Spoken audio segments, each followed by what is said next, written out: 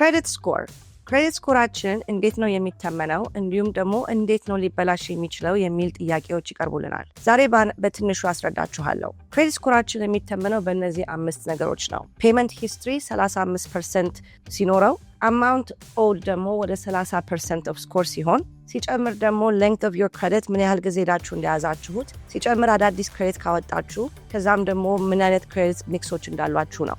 ዋናው ነገር ክሬዲታችን ሊያበላሽ የሚችለው እዳችንን በሰዓቱ በየወሩ አለመክፈል ነው። ሌት ፔመንት ተብሎ ሪፖርት በሚደረግበት ጊዜ ለክሬዲት ቢሮ ከ50 እስከ 60 ፖይንት ድሮፕ ያደርጋል ክሬዲት ስኮራችሁ። በሰዓት ለመክፈል የምመክረው አውቶ ፔ አድርጋችሁ ክሬዲታችሁ በሰዓቱ እንዲከፈል ከአካውንታችሁ ወጥቶ አውቶማቲክ ፔመንት ሴታፕ ማድረግ ከሁሉም እዳችሁ ጋር እመክራለሁ። ሁለተኛ ደግሞ አማውንት ኦውድ ነው። ክሬዲት ካርዳችንን ማክሳት በምናደርግበት ጊዜ፣ በጣም ብዙ እዳ በምንወስድበት ጊዜ፣ ከገቢያችን በላይ እዳችን በሚበዛበት ጊዜ ዴት ቱ ኢንካም ሬሾአችን ይታያል። ይህም 30% of our score ነው የሚቆጠረው። ሁል ጊዜ የሚመከረው ከ30% ዴት ቱ ኢንካም ሬሾ በታች መሆን ነው። ክሬዲት ካርዳችሁ ተጠቅማችሁ ቶሎ መክፈል፣ በየወሩ እየከፈላችሁ እዳችሁን ማውረድ ነው። እነዚህ ሁለቱ ነገሮች ክሬዲት ስኮራችንን በጣም በከፍተኛ የያዙት ነው። ሁለቱ ውስጥ ከ100% 65%ቱ እነዚህ ሁለት ነገሮች ላይ የተያዘው።